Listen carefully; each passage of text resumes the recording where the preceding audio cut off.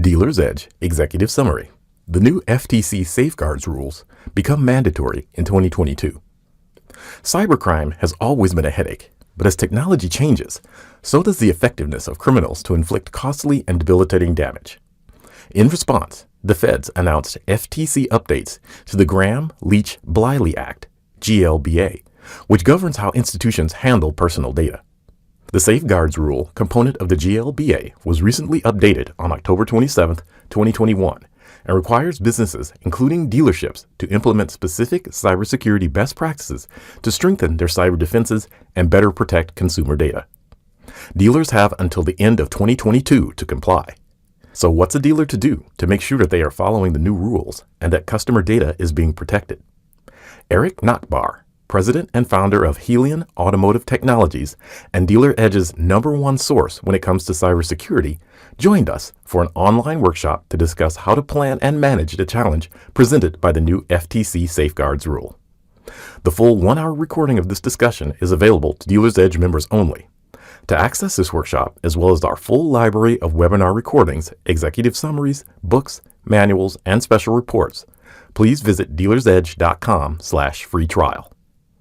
In the workshop, Erik offered specific cybersecurity best practices required by the new Safeguards Rule, how the appropriate implementation of these best practices can bolster a dealership's cyber defenses and protect the dealership's finances, data, and reputation, what to include and what to avoid when implementing these best practices to prevent wasting time and money, the essentials of the new rule, violation penalties, institutions, $100,000 for each violation. Individuals, $10,000 for each violation and up to 5 years in prison. Erik noted that the cost incurred from cleaning up damage to systems, reputation, and productive operations caused by breaches far eclipse what are sure to be heavy penalties assessed for noncompliance.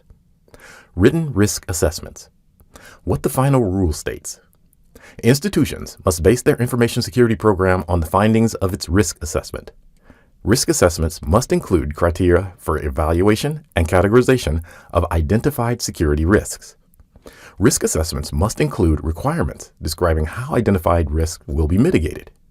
The purpose of a written risk assessment is to identify reasonably foreseeable risks. It should achieve the following: evaluate and categorize identified risks, both inside and outside of your business. Assess confidentiality, integrity, and availability of systems and data. Define how identified risks will be mitigated. Consider outside risks, and it must be performed periodically. The value of a risk assessment is that it provides insight into an appropriate cyber defense. Lessons learned. Risk assessments should be performed by cybersecurity experts who also understand the business of selling and servicing cars and trucks. Erik noted that CPA firms often have in-house expertise and can advise on risk assessments and mitigation. Penetration or pen testing. What the final rule states.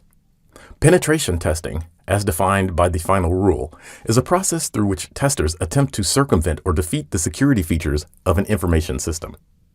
Monitoring must take the form of either continuous monitoring or periodic annual penetration testing and biannual vulnerability assessments. What is it? White hat testers attempt to defeat the security defenses of an information system. They should include methods of attack like social engineering and phishing, and it must be performed continuously to reinforce the security training of current and new employees. The value is that it enables continuous improvement and risk mitigation. Lessons learned. This is simply not a scan of your technology. It's a simulated cyber attack. Erik went on to cover other key elements of the Safeguards Rule that you are required to comply with, such as the appointment of qualified individual, vulnerability assessments, written incident response plans, multi-factor authentication, data encryption, and annual written reporting. Conclusion.